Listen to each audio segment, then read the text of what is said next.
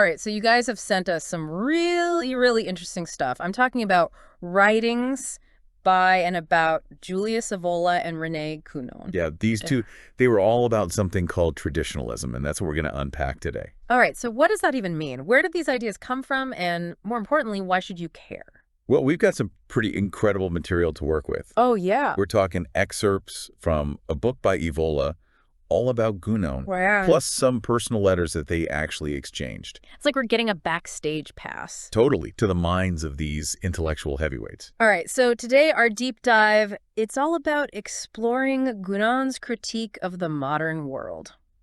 Buckle up. Already. It's a wild ride. I'm excited. Yeah.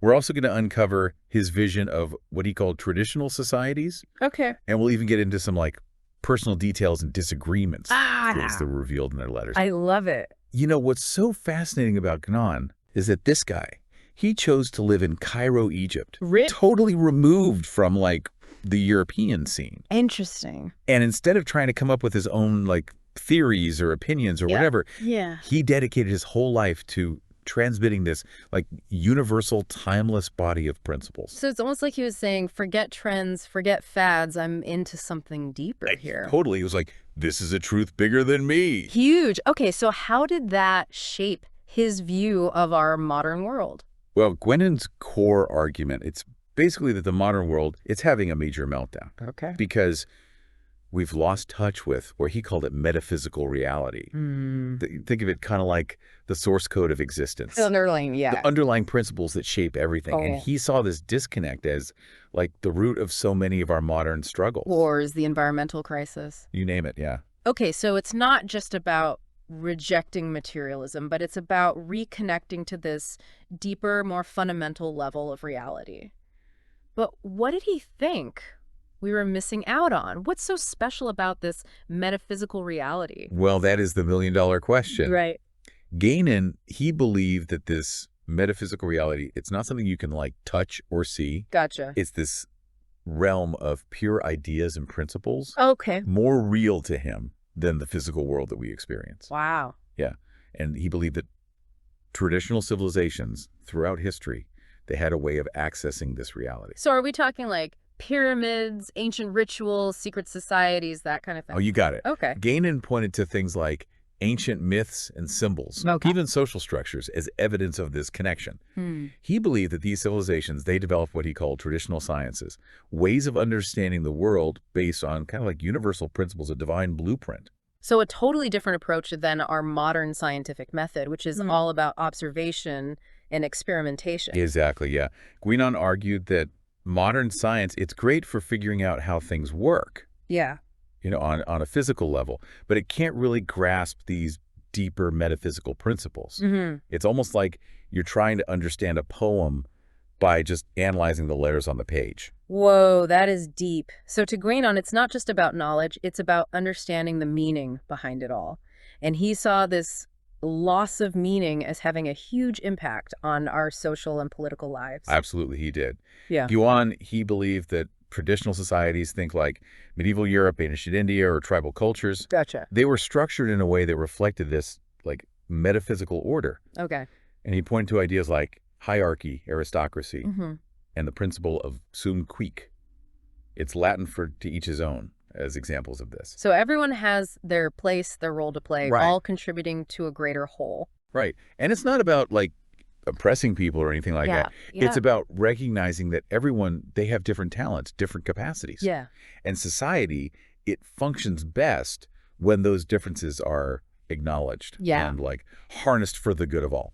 I'm starting to see how this connects back to that idea of metaphysical reality. It's like these societies were structured to reflect a deeper, cosmic order. Exactly. And Guénon, he even saw parallels in different cultures, like the caste system in ancient India or the feudal system in medieval Europe. Right. To him, these were all different expressions of the same underlying principles. Okay, so we're starting to get a picture of Guénon's critique of the modern world. We've lost touch with metaphysical reality, we've abandoned traditional sciences, and we've messed up our social structures. But where does this primordial tradition he talked about fit in? That's where things get even juicier. All right, hit me.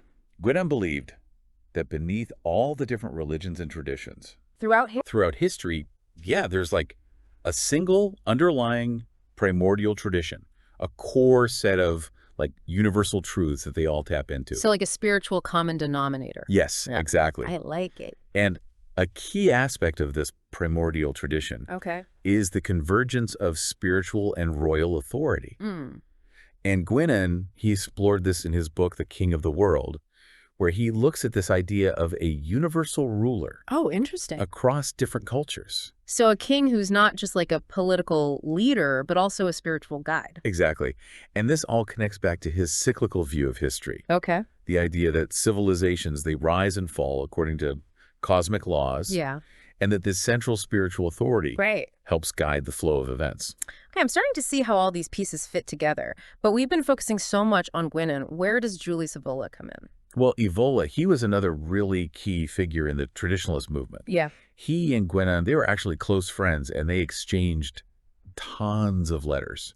Debating ideas, sharing their insights. Right. But as you might expect, even within traditionalism, there were some disagreements and different interpretations. Well, that's what makes it so interesting. It's not just about memorizing a set of doctrine. Yeah, for sure. It's about grappling with these big ideas and figuring out what resonates with you. Exactly. So where did Evola break with Guenon? One of the key differences was Evola's critique of what he saw as Guenon's overemphasis on contemplation. Guenon, remember, he was all about connecting with that metaphysical reality through, study, meditation, inner work. Yeah.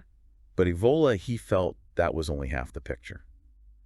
So it's not enough to just understand these principles. You have to actually live them out in the world. Yeah, exactly. Evola believed in a traditional path of action. He drew inspiration from figures like Krishna in the Bhagavad Gita, who emphasized the importance of acting in accordance with one's dharma or duty. I'm starting to see a pattern here. Guenon the scholar focused on knowledge and contemplation, and Evola the warrior, emphasizing action and engagement with the world. Ooh, that's a great way to put it, yeah. I like it.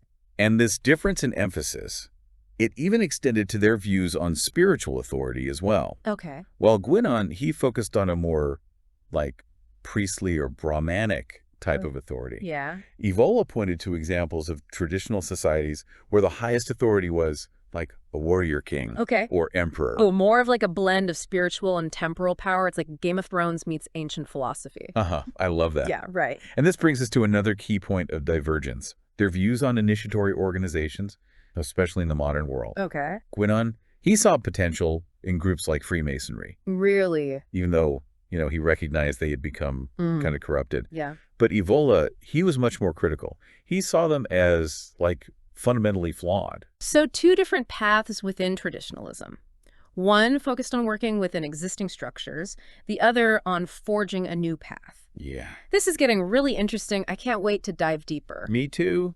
In part 2, we'll explore their disagreements in more detail. All right. And we'll see how these ideas play out in their personal lives. Oh, get ready for some fascinating insights. Yeah, get ready. Okay, so welcome back.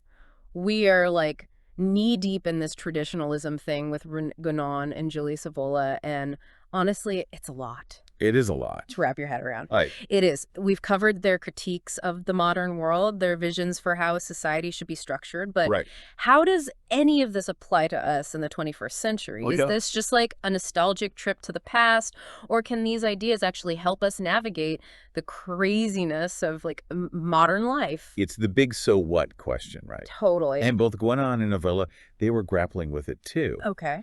Remember, Guenon, he believed the modern world was in this deep crisis, having severed this connection to what he called metaphysical reality. Okay. Think of it as like the blueprint of existence. The underlying, the underlying principles that shape everything. Okay.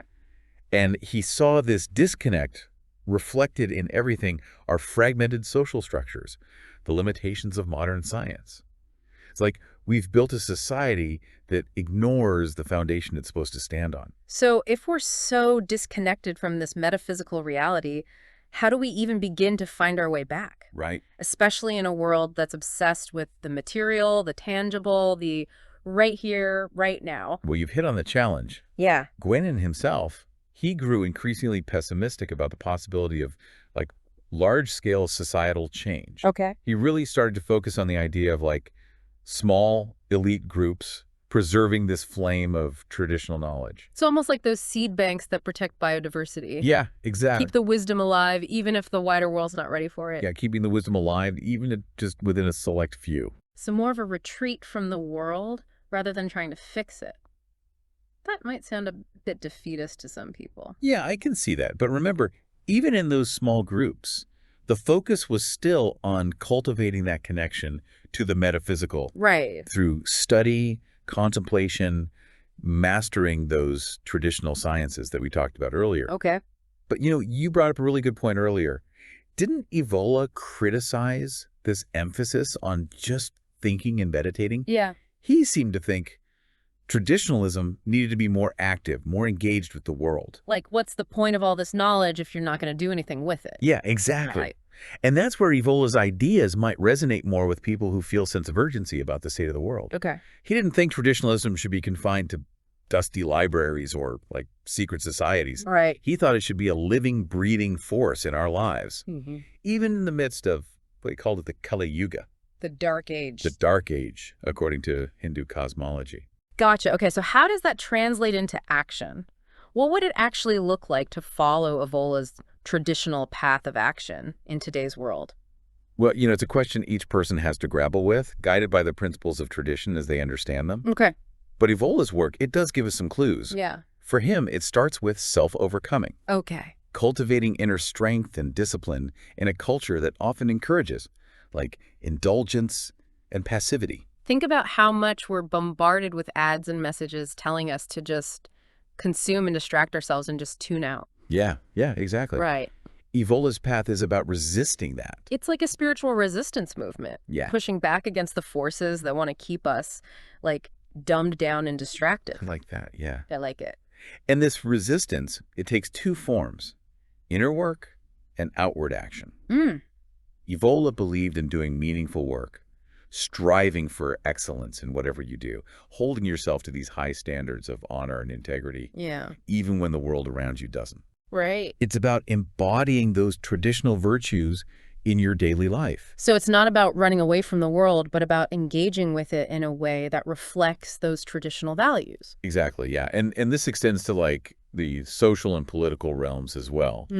While Evola was critical of, modern political systems, right, he wasn't advocating for passive acceptance. Yeah. He believed that individuals should create spaces where those traditional principles could be embodied. Okay. I mean, that's within your family, your community, Yeah. or even in a broader cultural movement. So building those alternatives from the ground up, starting with yourself Yeah. and then expanding outward. That's the idea. Yeah.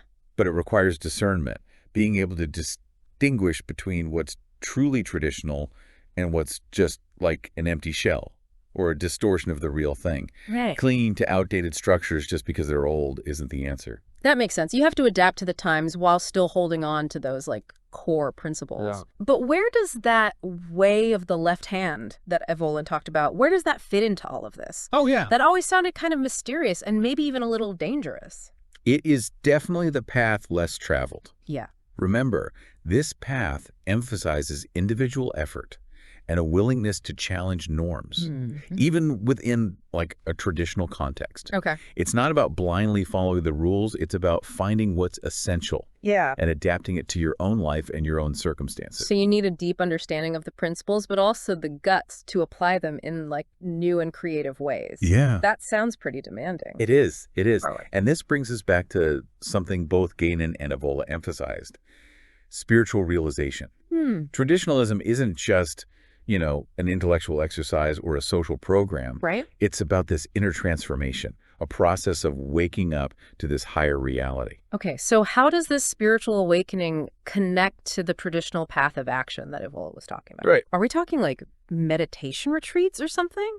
Not necessarily, no. Okay. Evola, he believed that action itself could be a path to spiritual realization, as long as it's undertaken with, the right intention and awareness. Right. It's about aligning your actions with those higher principles. Right. Using your will to overcome your limitations. Okay. And ultimately, becoming a more integrated whole person. So it's not just about doing things differently, it's about being different. Yeah. Cultivating a different state of being. You got it, yeah. Okay. And that transformation, it involves confronting the ego, the small self, Right. that's driven by desires, fears, attachments. Right. Both Guenon and Evola, they pointed to the need to transcend this limited self and connect with the deeper, more like universal dimension of being. And they believed that traditionalism, in its various forms, offer tools for achieving that. Absolutely. Whether it's through studying sacred texts, practicing contemplative techniques, engaging in rituals, exploring symbolism, the goal is to like break free from the limitations of the ordinary and connect with this higher reality. So it sounds like traditionalism, while rooted in a critique of the modern world, ultimately offers a path toward a more meaningful way of life, both for individuals and for society as a whole. You summed it up beautifully, yeah. Thank you. It's a demanding path, there's no doubt about it. Yeah. It requires effort, discernment, and a willingness to like question your assumptions. Right. But for those who are seeking something more than just, the material and the superficial, Yeah. it can offer a really profound source of guidance and inspiration. And it's as relevant today as it was in Guenon and Evola's time, maybe even more so. Oh, absolutely. Given the complexities of like the 21st century, we've got technology changing everything, social structures kind of breaking down, people searching for meaning. Yeah, exactly. Now, it's important to remember that traditionalism, it's not like this monolithic one-size-fits-all system. Right. It's a living tradition that's open to, interpretation and adaptation. We've already seen how Guenon and Evola, despite their shared foundation, they had their differences. Totally. So as you explore these ideas, it's crucial to engage critically, figure out what resonates with you, and adapt what needs to be adapted to fit your own understanding and experience. Exactly. There's no dogma here. Yeah. It's about finding your own path. Right. Your own path. Okay, so this has been pretty heavy. It is. But I think we've made some serious progress unpacking these ideas. Now, I'm kind of curious to get a glimpse into the lives of these guys. Yeah. What were they like as people? What were their personal journeys like? Well, buckle up, because in part 3, we're diving into their personal correspondence. Oh, I can't wait. We're going to explore their unique personalities, their struggles, their esoteric pursuits. It's like we're getting a backstage pass to the world of traditionalism as it played out in their own lives. Yeah. I love it. Stay tuned. Okay, so welcome back to the final part of our deep dive into, the world of traditionalism. Right. We've been unpacking some pretty complex ideas with Rene Guenon and Julius Evola, exploring their critiques of the modern world, their visions for a more traditional society, and even some of their, disagreements, right? Really. But now I want to, get a little more personal. Yeah. Their letters, they give us this fascinating glimpse behind the curtain. They really do. Letting us see them not just as these, intellectual giants, but as real people with their own quirks, struggles, and unique journeys. Right. It's like we've been studying their theories, right, and now we get to meet the men behind them. Exactly. For example, we talked about Guénon's mysterious illness, which he believed might have been caused by sorcery. Right. That must have a huge impact on his worldview. Oh, yeah. Imagine experiencing something like that. It's no wonder he took the invisible world so seriously. It wasn't just an intellectual concept for him. He felt its power firsthand. Right. And this brings us to another fascinating detail, his refusal to be photographed. Oh, yeah, that's right. He was convinced that images, they could be used for occult purposes, which again shows how seriously he took these matters. It's like he was living in a world where the veil between the seen and the unseen was just thinner than it is for most of us. It makes you wonder what it would have been like to actually have a conversation with him. Did he ever, elaborate on the nature of his illness or his concerns about photography in his letters to Evola? He did mention them, in passing. Yeah. But he was always more focused on the bigger picture, the principles of tradition. Right. And how they could be applied to, understand the world. But these little details, they do give us a glimpse into his personality. Cautious, aware of hidden forces, and deeply committed to his path. And then there's Evola, who seems like just a completely different personality. Yeah. His interest in the way of the left hand, with its emphasis on challenging practices and unconventional approaches, suggests someone who was more adventurous, maybe even a little rebellious. Oh, he definitely wasn't content with just preserving traditional knowledge. Yeah. He wanted to push the boundaries, explore the more radical and potentially dangerous aspects of tradition. So you could say he was a bit of a spiritual daredevil. Yeah, I think that's a good way to put it. Right. I mean, I can see how that would lead to some friction with Guenon, Right. who was more about preserving the purity of the tradition. Yeah, it's almost like they represent two different poles within traditionalism. Right. The guardian of the flame versus, like, the explorer of the unknown. Ooh, that's a great way to put it, yeah. Right, and their disagreements on figures like Merenc and Boyan Ra, who were both, controversial spiritual teachers, further highlight their different approaches. Yeah, Guenon, he was willing to see potential, even in those who kind of strayed from the path. Yeah. While Evola was much more critical, seeing any deviation from traditional principles as like a serious transgression. It's fascinating to see how these different personalities and interpretations play out within, this shared framework. It is. It reminds us that traditionalism isn't like this monolithic system, right, but a living tradition that can be approached in many different ways. Exactly. And their contrasting views on Freemasonry are another great example. Oh, yeah, that's right. Guenon, despite recognizing its flaws, he still saw it as a potentially valid, initiatory organization. Okay. Evola, on the other hand, completely rejected it. Wow. Viewing it as inherently anti-traditional. Really? It makes you realize that even within a tradition as old and seemingly rigid as this, there's still room for debate and disagreement and individual interpretation. Oh, absolutely. And I think that's an important lesson for anyone exploring traditionalism today. Yeah. It's not about blindly following someone else's interpretation. It's about finding your own path, your own way of integrating these principles into your life. So as we wrap up this deep dive into the world of Guenon and Evola, what are some key takeaways for our listeners? What can they learn from these two, fascinating and sometimes contradictory figures? Well, I think one key takeaway is that traditionalism, it's more than just a set of ideas. Right. It's a way of life. Yeah. It's a path of self-discovery and transformation. I like that. Both Guenon and Evola, despite their differences, they emphasize the importance of connecting with something bigger than ourselves. Right. Something that transcends the limitations of the modern world. And that connection, it's not just about intellectual understanding. It's about embodying these principles in our daily lives, how we think, how we act, how we interact with the world. Exactly. Yeah. And it's also important to remember that there's no single right way to approach traditionalism. Right. Guenon and Evola's lives and writings, they show us that there's room for individual interpretation. Yeah. And adaptation. The key is to find what resonates with you and to make it your own. So as we leave our listeners to ponder these ideas, perhaps the most important question to ask themselves is this: what aspects of traditionalism speak to me?